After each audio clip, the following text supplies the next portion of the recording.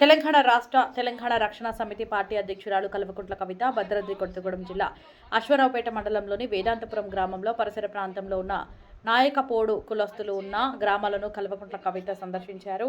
భాషే కాదు భావం ముఖ్యమని నాయకపోడు కులస్తులను అభివర్ణించారు. అంతేకాదు పెద్దమ్మ తల్లిని కొలిచే నాయకపోడు జాతి గురించి వర్ణించలేని రీతిలో అభినందించారు. ఆదివాసీ అస్తిత్వంలో ఎస్టీ జాబితాలో కలిగి ఉన్న నాయకపోడు జాతులు అశ్వరావుపేట నియోజకవర్గం వ్యాప్తంగా సుమారు 48,000 ఓట్లు కలిగి ఉన్నప్పటికీ అధికారంలోకి వచ్చిన ఏ ప్రజాప్రతినిధి కూడా తమపై ప్రత్యేక శ్రద్ధ వహించలేదని నాయకపోడు కులస్తులు వాపోయారు. మారుమూల ప్రాంతమైన వేదాంతపురం, గంగారం లాంటి సామాన్యుల గూడల్లోని పార్టీ అధినేత స్వయంగా రావడం సంతోషంగా ఉందని నాయకపోడు కులస్తులు ఆశాభావం వ్యక్తం చేశారు.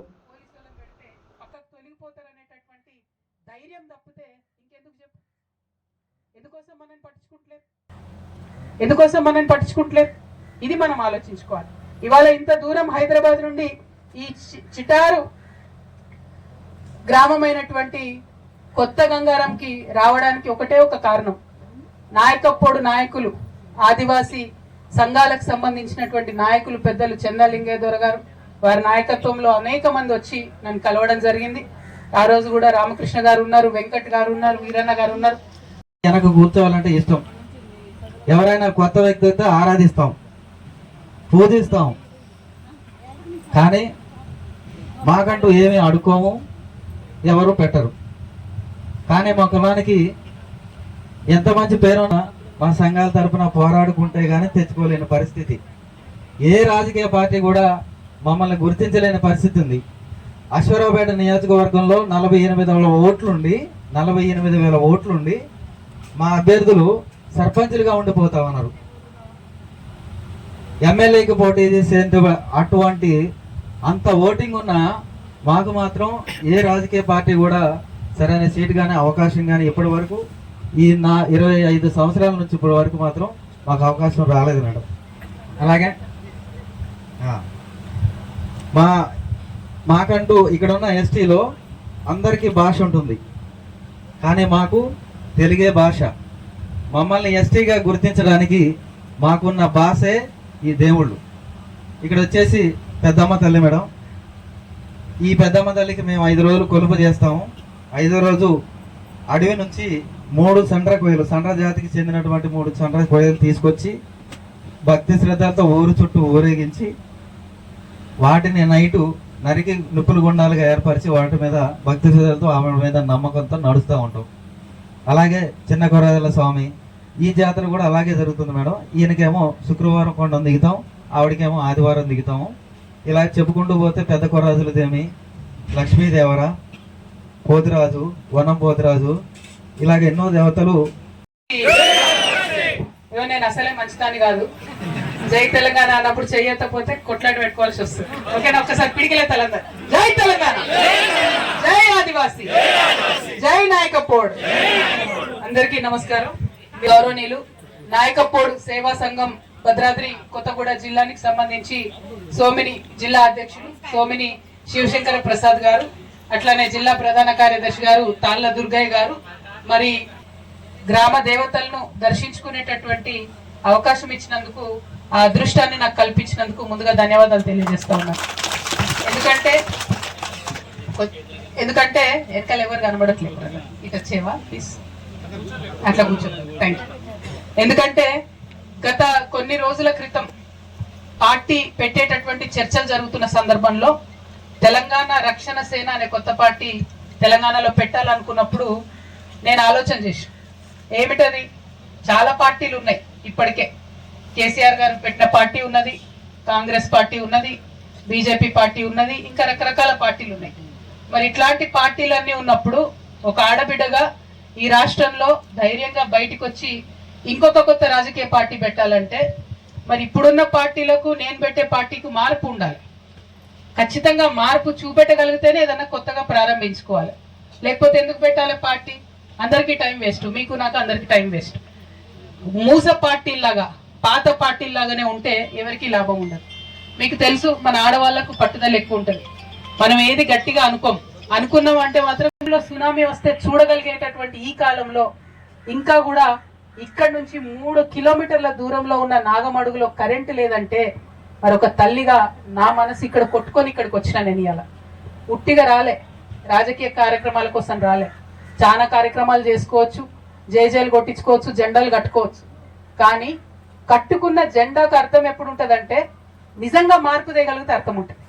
నిజంగా రేపటి నాడు ఇక్కడ కూర్చున్నటువంటి అక్క చెల్లెల చేతిలో మీ ఆడబిడ్డగా నేను రాజ్యానికి వచ్చినప్పుడు నాకు ఒక 15,000, నాకు ఒక 20,000, నాకు ఒక 25,000 నా ఇంటికి వస్తున్నాయంటే అప్పుడు మార్పు వచ్చింది. నా పిల్లగాడికో నా పిల్లకో చదువుకున్న చదువుకి సరైన ఉద్యోగం వచ్చిందంటే అప్పుడు మార్పు వచ్చినట్టు. వ్యవసాయం చేసుకుంటుంటే ఫారెస్ట్ వాళ్ళు వచ్చి మన మీద పడి కొట్టకుండా ఉంటే అప్పుడు మార్పు. ఖచ్చితంగా ఈ రాష్ట్రంలో నాయకప్పొడు జాతికి సంబంధించినటువంటి శాసనసభ్యులు రావాలి, జెడ్పీటీసీలు రావాలి, జెడ్పీ చైర్మన్లు కావాలి, అదేవిధంగా ఎంపీటీసీలు కావాలి.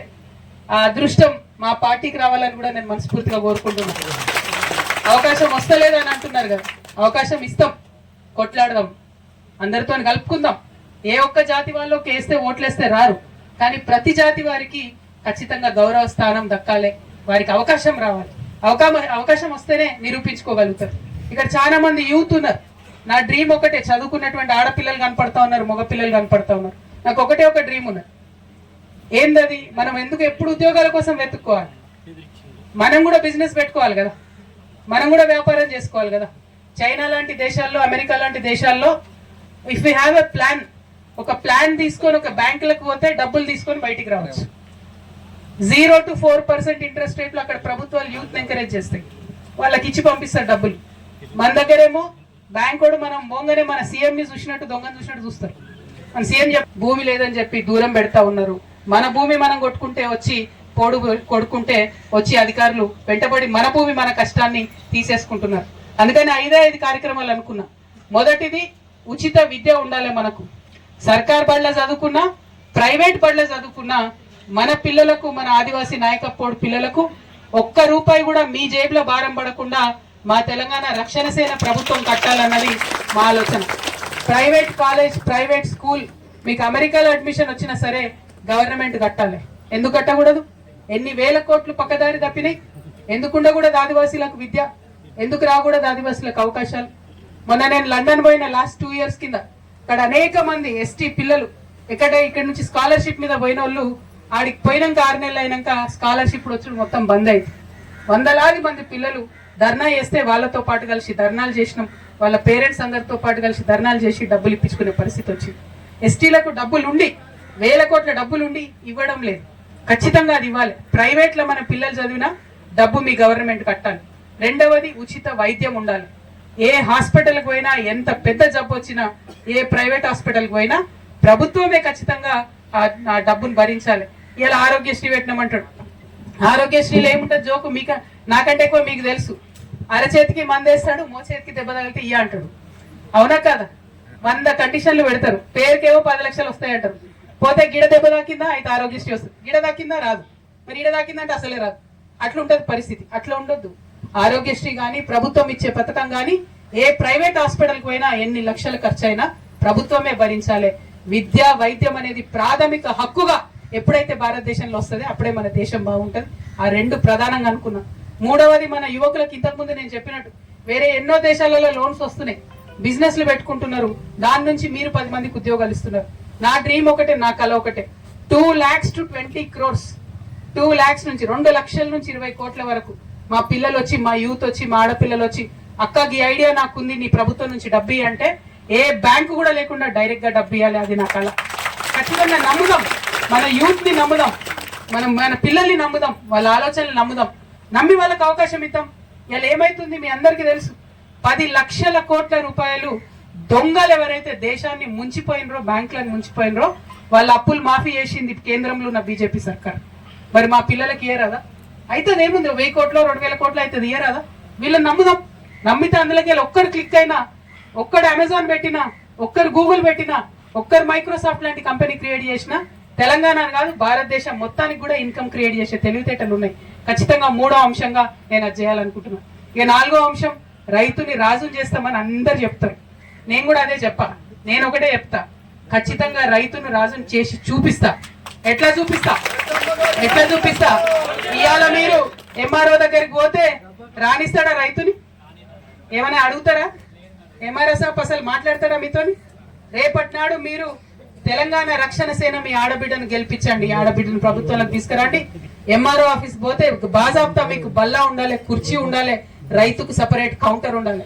అది ఎంఆర్ఓ ఆఫీస్ లో ఉండాలి, పోలీస్ స్టేషన్ లో ఉండాలి, కలెక్టర్ ఆఫీస్ లో ఉండాలి, బ్యాంక్ లో ఉండాలి. ఎక్కడికి పోయినా రైతును అంటే మర్యాద ఇచ్చి మీకు చేరేసి కుర్చేసి కూర్చోబెట్టి ఏంది మీ సమస్య అని అడగాలి. అవి అప్పుడు రైతు రాజు అవుతాడు తప్పితే ఉట్టుట్టిగా అయితే రైతు రాజు కాడు. మాటలు చెప్తే రైతులు రాజులు కాదు. నిజంగా ప్రభుత్వాలు చర్యలు తీసుకుంటే రైతులు రాజు అవుతారు. ఇలా యూరియా యాప్కే వేడి చేయబడుతుంది, మనమే లైన్లలో ఉండాలి. ఫోన్లలో యాప్ అన్నాడు, యాప్ ఎవరికి అర్థమైతే లేదని మేమందరం లొల్లి పెడితే మీ సేవలో పెట్టుకోండి అని చెప్తాను. మీ సేవలో పోయి ఇప్పుడు అక్కడ లైన్ కట్టాలంట. మనం ఫారెస్ట్ వాళ్ళతో ఏడ కొట్లాడేది, మీ సేవ కోసం లైన్లు ఏడ కట్టేది, లోన్ల కోసం ఏడ మాట్లాడేది, భయంకరమైన పరిస్థితి కదా. అది కాకుండా రైతును రాజం చేయాలని కంకణం కట్టుకొని పనిచేద్దాం అనుకుంటున్నా. అన్నిటికన్నా ఎక్కువ పాంచజన్యంలో 5వ అంశం, అతి ముఖ్యమైన అంశం, సామాజిక న్యాయ తెలంగాణ రావాలని కొట్లాడదాం అనుకుంటున్నాం.